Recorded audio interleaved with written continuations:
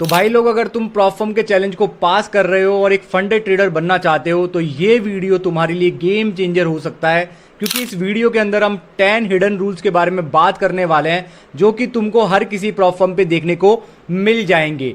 या तो ये रूल्स जो होते हैं क्लियरली मेंशन नहीं होते, या फिर इतने कंफ्यूजिंग वे में होते हैं कि कोई नया ट्रेडर इनको समझ नहीं पाता और वो क्या करता है, इनको ब्रीच कर देता है और अपने अकाउंट को ब्लो कर देता है। तो भाई, अगर तुम प्रॉफर्म को पास करना चाहते हो तो ये रूल्स तुम्हारे दिमाग में हमेशा होने चाहिए।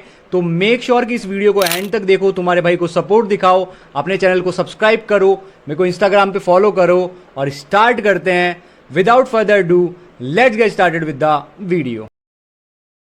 तो rule number 1, mandatory stop loss requirement. यहाँ पे भाई आपको इस रूल के अंदर कोई भी आप पोजीशन लेते हो प्रॉफर्म के ऊपर, तो वहाँ पे आपको स्टॉप लॉस लगाना बहुत ज़रूरी होता है 1 या 2 मिनट का टाइम फ्रेम के अंदर। और आपका स्टॉप लॉस मेक श्योर कि एक अनरियलिस्टिक टारगेट नहीं होना चाहिए कि बहुत ही ज़्यादा छोटा आपने स्टॉप लॉस लगा दिया 1 पॉइंट का और 100 पॉइंट का आप टारगेट ले रहे हो। तो इससे क्या होगा, जो एल्गोरिदम होता है प्रॉफर्म का वो उसको डिटेक्ट कर लेगा और जैसे ही वो डिटेक्ट करेगा वहाँ पे आपको सॉफ्ट ब्रीच की वार्निंग दे दी जाएगी। जो कि सॉफ्ट ब्रीच की वार्निंग अगर कोई अच्छी प्रॉफर्म है वहाँ से आपको मिलती है तो शायद तक आपको एक वार्निंग देके छोड़ दिया जाता है और हार्ड ब्रीच में आप नहीं आते। बट कई प्रॉफर्म में अगर आपने सॉफ्ट ब्रीच को अचीव कर लिया ना भाई, तो वहाँ पे वो आपको वेरिफिकेशन के अंदर अटका देंगे, आपको पे आउट नहीं देंगे। तो ये रूल तुमको ध्यान रखना है कि हमेशा स्टॉप लॉस के साथ में ट्रेड करनी है।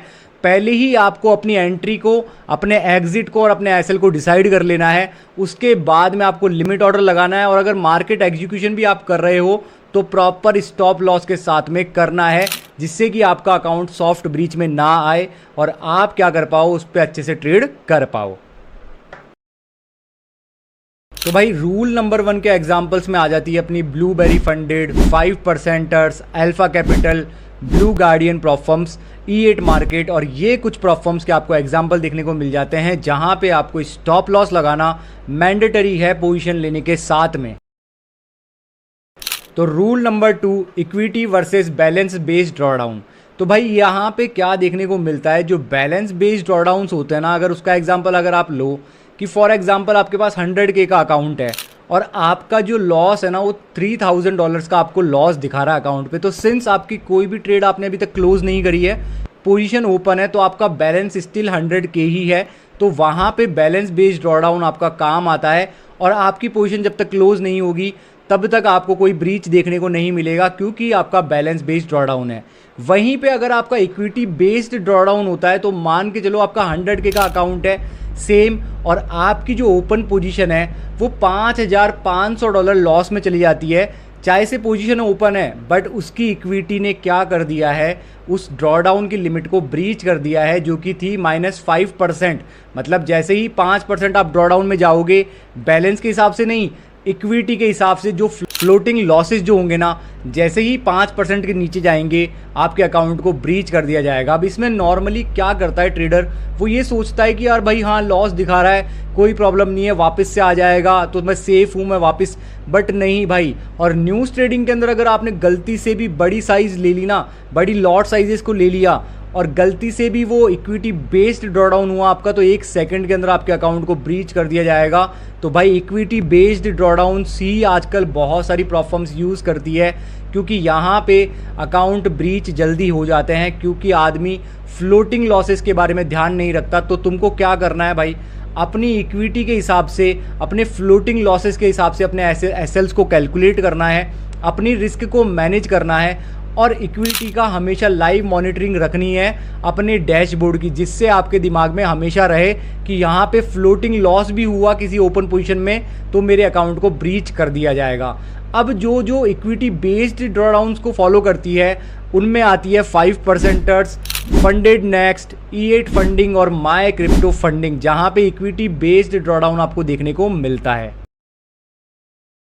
अब जो प्रॉफर्म्स बैलेंस बेस्ड के अंदर आती है ना, वो है हो गई भाई अपनी FTMO, फंडिंग पेप्स, फिक्सिफाई, मैंट फंडिंग और फंडिंग ट्रेडर्स और ब्रेकआउट ट्रेडिंग। तो ये जो प्रॉफर्म्स होती है यहाँ पे आपको बैलेंस बेस्ड ड्रॉडाउन देखने को मिल जाते हैं। Rule number 3, consistency. अब ये रूल प्रॉप फर्म्स इसलिए अप्लाई करती है कि जो आपका प्रॉफिट बना है, जो भी आपने प्रॉफिट बनाया है, वो एक प्रोसेस के साथ हो, ना कि किसी गैम्बलिंग का पार्ट हो कि आपने मान के चलो एक एग्जाम्पल के तौर पे समझते हैं इसको, कि आपने एक दिन प्रॉफिट किया, डायरेक्ट आपने $10,000 का प्रॉफिट बना लिया और उसके जो बाकी दिन थे आपने बहुत छोटे छोटे प्रॉफिट्स बनाए या फिर आप इनएक्टिव रहे। तो इससे क्या होता है, जब प्रॉप फर्म्स आपकी हिस्ट्री को ट्रैक करती है तो उनको समझ में आता है कि जो ये सडन स्पाइक आपकी इक्विटी के अंदर और आपके बैलेंस के अंदर देखने को मिला है, ये देखने को मिला है गैम्बलिंग के तरीके से, और आपने कोई भी स्ट्रेटेजी को नहीं दिखाया है, ना ही आपने प्रोसेस को फॉलो करा है। तो अब ये क्या होता है, गलत तरीका होता है कि आपने एक सडन स्पाइक से प्रॉफिट बना लिया और उसके बाद में आप छोटे छोटे प्रॉफिट्स करते गए। इसको करने का सही तरीका ये हो सकता है कि आप क्या करो कि एग्जाम्पल के तौर पे कि आपने पहले दिन $1000 बनाए, सेकंड डे पे आपने $800 बनाए और डे 3 पे आपने $700 बनाए। तो ये जो डॉलर्स थे आपके, या तो अगले दिन होने चाहिए या फिर इसका एक ऑल्टरनेट डेज पे ये देखने को मिलने चाहिए, जिससे कि प्रॉप फर्म को पता लग सके, अगर वो आपके अकाउंट को चेक करते हैं तो उनको पता लगे कि ये जो प्रॉफिट्स थे वो कंसिस्टेंट है और एक स्ट्रेटजी के तौर पे आए, ना कि किसी गैम्बलिंग से।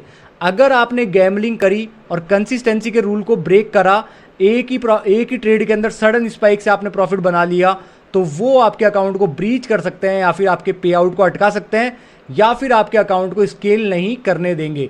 तो मेक श्योर कि ये कंसिस्टेंसी रूल वाली प्रॉप फर्म्स में अगर आप ट्रेड कर रहे हो तो आप क्या करो, अपने प्रॉफिट्स को कंसिस्टेंट रखो कि आज सडन स्पाइक मत लेके आओ कि आपने एक बड़ा लॉट साइज ले लिया, उसमें एक बार में प्रॉफिट कर लिया, फिर अगले दिन आपने प्रॉफिट नहीं करा या फिर ट्रेड ही नहीं करी। तो आप क्या करो, प्रॉपर तरीके से कंसिस्टेंसी के साथ में फॉलो करते हुए चलो। और ये जो कंसिस्टेंट वाला रूल है ना, कंसिस्टेंसी वाला रूल है ना, ये बहुत सारी प्रॉप फर्म्स में हिडन होता है, जिसकी वजह से क्या होता है, ये हिडन रहता है बट ये बैकग्राउंड के अंदर लगता रहता है। जैसे ही आप वेरिफिकेशन पे जाते हो और प्रॉप फर्म्स आपकी हिस्ट्री को चेक करती है तो वो समझ जाती है कि भाई इसने जो प्रॉफिट बनाया है वो गैम्बलिंग के तरीके से बनाया है, और वो आपके पे आउट को डिनाई कर देते हैं। तो भाई ये कंसिस्टेंसी के रूल को ध्यान रखो। अब ये कंसिस्टेंसी का रूल कौन कौन सी प्रॉप फर्म्स में लगता है, फंडिंग पिप्स हो गया, अपना फंडर प्रो हो गया, ब्लू गार्डियन हो गया, ये जो कई प्रॉप फर्म्स है यहाँ पे आपको कंसिस्टेंसी का रूल देखने को मिल जाएगा। तो rule number 4, high impact news trading. तो जैसे ही हाई इंपैक्ट न्यूज़ ट्रेडिंग होती है कि भाई एनएफपी आने वाली है, सीपीआई आने वाली है, एफओएमसी आने वाली है, तो बहुत सारी प्रॉप फर्म्स क्या बोलती है कि भाई वो न्यूज़ ट्रेडिंग को अलाउड करते हैं। बट यहाँ पे कैच क्या होता है, एक इनका टाइम फ्रेम विंडो होता है जिसमें ही न्यूज़ ट्रेडिंग ये अलाउड करते हैं। मतलब अगर न्यूज़ आने वाली है और 5 मिनट बचे हैं तब आपको पोजीशन को बिल्कुल भी ओपन नहीं करना है, और न्यूज़ जाने के 5 मिनट के बाद में तक आपको कोई भी पोजीशन को ओपन नहीं करना है। इसका मतलब क्या हुआ, अगर आपकी पोजीशन जो है वो आधे घंटे पहले, 1 घंटे पहले अगर ओपन थी तो उसको आप होल्ड कर सकते हो, वो पोजीशन को आपको न्यूज़ में मान लिया जाएगा। बट अगर आपने इस टाइम फ्रेम के विंडो के अंदर, जो 10 मिनट का टाइम फ्रेम का विंडो मैं आपको बता रहा हूँ, इस विंडो के अंदर अगर आपने ट्रेड को ओपन करा तो इसका प्रॉफिट आपका काउंट नहीं किया जाएगा, बट अगर इससे लॉस हुआ तो उसको जरूर काउंट कर लिया जाएगा और आपके अकाउंट को ब्रीच कर दिया जाएगा। तो भाई ये हाई इंपैक्ट न्यूज़ वाली जो ट्रेडिंग होती है ना, ये करने से तुम बचो। और मैं क्या करता हूँ, अगर मैं भी कोई पोजीशन ओपन करता हूँ, न्यूज़ आने वाली होती है तो मैं क्लोज करने की सोचता हूँ, क्योंकि अपन को रिस्क बिल्कुल भी नहीं लेना है फालतू का। क्योंकि ये न्यूज़ ट्रेडिंग को अलाउड तो करते हैं बट कहीं ना कहीं वहाँ पे हाई प्रोबेबिलिटीज़ होती है कि आपके अकाउंट को ब्रीच कर दिया जाएगा या फिर आपका अकाउंट ब्लो हो जाएगा। तो मेक श्योर कि भाई ये न्यूज़ का आप ध्यान रखो और ये टाइम फ्रेम विंडो को दिमाग में लेके चलो। हो सकता है कि आपको अर्ज हो रही हो कि भाई मैं ट्रेड करूंगा न्यूज़ के टाइम पे, पर नहीं। अगर आप प्रॉप फर्म की ट्रेडिंग को सीरियसली लेना चाहते हो तो न्यूज़ ट्रेडिंग से बचना आपको बहुत ज़रूरी है। अब जो प्रॉप फर्म्स न्यूज़ ट्रेडिंग को अलाउड करती है, कई प्रॉप फर्म्स आपको एड ऑन लेने पड़ते हैं जब आप अकाउंट को बाय करते हो। जैसे इंस्टेंट फंडिंग है, तो इंस्टेंट फंडिंग का एक एड ऑन होता है जहां पे आपको अलाउ करना पड़ता है कि भाई मैं न्यूज़ ट्रेडिंग करूंगा और वीकेंड होल्डिंग करूंगा। तो जब आप उसको टिक करते हो, उसके लिए एक्स्ट्रा अमाउंट पे करते हो, तब आप जाके कर सकते हो, वरना नहीं। और बहुत सारी प्रॉप फर्म्स हो गई, जैसे ईएट फंडिंग हो गई, ब्लू गार्डियन हो गई, फंडिंग पिप्स हो गई। तो ये सारी जो प्रॉप फर्म्स है ना, इनकी सारी लिस्ट मैं आपको दे दूंगा, आपको डिस्क्रिप्शन में मिल जाएगी। वहाँ पे आप जाके देख सकते हो कि कौन सी प्रॉप फर्म का टाइम फ्रेम विंडो क्या है। मेनली आपको 10 मिनट का ध्यान रखना पड़ेगा। रूल नंबर 5, ओवरनाइट और वीकेंड पोजीशन होल्डिंग।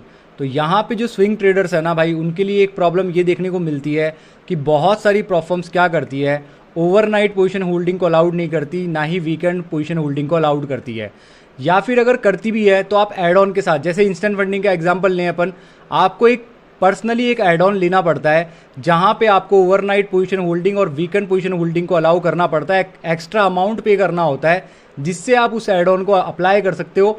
बट यहाँ पे प्रॉब्लम ये देखने को मिलती है, अगर मान लो आपने किसी पोजीशन को वीकेंड पे होल्ड कर लिया और वीकेंड के टाइम पे कोई न्यूज़ आ गई या फिर ओवरनाइट कोई न्यूज़ आ गई और मार्केट गैप अप और गैप डाउन ओपन हो गया, तो गलती से आपका क्या हो जाएगा, अकाउंट ब्रीच हो जाएगा और आपके अकाउंट को ब्लो कर दिया जाएगा। तो ये जो स्विंग ट्रेडिंग आप करते हो ना भाई, कोशिश करो कि आप इंट्राडे ट्रेड्स लेने की कोशिश करो और सेम डे क्लोज करने की कोशिश करो। और अगर आप ओवरनाइट होल्ड भी करते हो तो आपको ध्यान में ये रखना होगा कि कोई भी न्यूज़ नहीं आने वाली हो। अगर न्यूज़ आई, कुछ भी हुआ, आपकी इक्विटी ड्रॉप हुई या फिर आपका बैलेंस ने ब्रीच किया, तो आपके अकाउंट को क्या हो जाएगा, आपका अकाउंट ब्रीच हो जाएगा और आपके अकाउंट को ब्लो कर दिया जाएगा। अब अगर अपन रूल नंबर 5 के एग्जांपल्स को देखें तो उसमें आता है the funded trader, true forex funds और इंस्टेंट फंडिंग, जिसमें भी आपको क्या करना पड़ता है, एक एक्स्ट्रा चार्ज पे करना पड़ता है जिससे आप एड ऑन ले सको जो कि आपकी पोजीशन को ओवरनाइट होल्ड करने को अलाउ करे और वीकेंड पे आपकी पोजीशन को होल्ड करने को अलाउ करे, जिससे कि आप स्विंग ट्रेडिंग कर पाओ और वीकेंड्स पे और ओवरनाइट पे ट्रेड को होल्ड कर पाओ। बट रिस्क हमेशा इन्वॉल्व रहेगी, अगर मार्केट गैप अप और गैप डाउन ओपन हो गया तो आपको प्रॉब्लम फेस करनी पड़ सकती है। रूल नंबर 6, अकाउंट फ्रीज और रीएक्टिवेशन चार्जेस। अब यहाँ पे क्या होता है कि भाई किसी भी गलती की वजह से आपने अकाउंट को ब्रीच कर दिया है तो आपके अकाउंट को टेम्परेरीली क्या कर दिया जाएगा, फ्रीज कर दिया जाएगा और आपको वहाँ पे एक रीएक्टिवेशन फीस देनी पड़ेगी प्रॉफर्म को, तब जाके आपके अकाउंट को कंटिन्यू करा जाएगा और आप क्या कर सकते हो, फिर से उस पर ट्रेड कर सकते हो। तो ये प्रॉब्लम जो फेस करनी पड़ती है, ये किसी वायलेशन के ऊपर या फिर किसी अकाउंट के रूल के ब्रीच के ऊपर आपको देखने को मिलती है। तो ये जो प्रॉब्लम्स फेस करने को मिली है वो ब्लू एफएक्स के अंदर और द अल्फा ग्रुप के अंदर देखने को मिली है। Rule number 7, IP address rule. अब बहुत सारे लोग क्या करते हैं कि इस रूल को बहुत ज़्यादा कंफ्यूज करते हैं भाई। इसमें सिंपल सा ये होता है कि मान लो कि भाई आप ट्रेडिंग कर रहे हो मुंबई से, आपका अकाउंट मुंबई में लॉगिन है, अब आपको ट्रैवल करना पड़ गया बैंगलोर पे, तो वो पोजीशन आपने ओपन रखी मुंबई टू बैंगलोर के टाइम तक। बट यहाँ पे ये रूल ब्रेक नहीं होगा भाई, ये रूल ब्रेक तब होता है कि आप सेम टाइम पे मुंबई पे भी आपका अकाउंट ओपन था, वहाँ पे मुंबई के टाइम पे आपने क्या करा, इसको अकाउंट पे ट्रेड ओपन करी और सेम टाइम पे बैंगलोर पे भी आपके अकाउंट से एक ट्रेड को ओपन किया गया। तो यहाँ पे जो आपका आईपी एड्रेस का जो डिफरेंस है वो देखने को मिल जाएगा और इसको प्रॉफर्म्स ट्रैक कर लेगी और तब जाके आपको प्रॉब्लम फेस करनी पड़ेगी और आपको वेरिफिकेशन में अटका दिया जाएगा या फिर आपके पे आउट को डिनाई कर दिया जाएगा, जिसकी वजह से वो अकाउंट एक तरीके से वायलेशन में चला गया और एक तरीके से वो अकाउंट ब्लो हो चुका है क्योंकि आपने आईपी एड्रेस के रूल को ब्रेक करा। तो ये आपको डरने की चीज़ नहीं है कि भाई आपको मुंबई से बैंगलोर जाना था, आपने एक ही पोजीशन को ओपन रखा। तो अगर यहाँ पे आपको प्रॉब्लम फेस करने को मिलती भी है ना कि भाई मुंबई से आपने सेम पोजीशन बैंगलोर तक होल्ड करी, बट यहाँ पे आप क्या कर सकते हो, उनको अपनी जो टिकट्स वगैरह है वो भेज सकते हो कि भाई मैंने ट्रैवल करा है और ये पोजीशन को ओपन करा है। तो वो अगर गलती से उन्होंने उस अकाउंट को वायलेट भी कर दिया होगा या फिर आईपी एड्रेस के रूल में अगर आप आ गए होंगे तो वो अकाउंट को वापस से स्टार्ट कर देंगे। बट यही चीज़ क्यों देखते हैं वो कि आपका कोई एक्सपर्ट एडवाइज़र या फिर आपने कोई अकाउंट मैनेजमेंट के लिए तो नहीं रख रखा जो कि आपके अकाउंट को मैनेज कर रहा है और सेम पोजीशंस को आप मुंबई में ओपन कर रहे हो और उसके साथ साथ जो उसी टाइम पे सेम टाइम पे बैंगलोर के अंदर भी पोजीशंस ऐड हो रही है, तब जाके ये रूल ब्रीच होता है। वरना इसका कोई ये नहीं है कि भाई आपका आईपी एड्रेस चेंज हो गया, आपने एक पोजीशन यहाँ पे ऐड करी, फिर उसको क्लोज करने के बाद में आप बैंगलोर चले गए, अब कल से आप बैंगलोर में ट्रेड कर रहे हो, तो इसमें ये रूल ब्रेक नहीं होता। ये जो रूल होता है ये ब्रेक तभी होता है जब आप क्या करते हो, सेम टाइम पे दो जगह से सेम ट्रेड्स या फिर अलग अलग डिफरेंट ट्रेड्स ओपन करते हो उस सेम अकाउंट के ऊपर, तब जाके। तो इसमें कंफ्यूजन होने की ज़रूरत नहीं है, ये सारी प्रॉफर्म्स के अंदर अलाउड होता है आईपी एड्रेस का रूल। तो मेक श्योर कि भाई आप इसको ध्यान रखो और अगर आप ट्रैवल भी कर रहे हो तो अपने टिकट्स वगैरह को सेफ रखो। अगर आपको कोई प्रॉब्लम देखने को मिलती है तो आप अपनी टिकट्स दिखा सकते हो और अपने अकाउंट को बचा सकते हो। रूल नंबर 8, प्रॉफिट डिले और विड्रॉल कंडीशन। तो भाई यहाँ पे क्या होता है कि मान लो कि आपने पे आउट बना लिया, आपने प्रॉफिट बना लिया, अब आप पे आउट लेना जा रहे हो, पर यहाँ पे आपको क्या होता है कि एक मिनिमम डेज की साइकिल देखने को मिलती है कि ये प्रॉप फर्म्स के अंदर डिफर करती है भाई।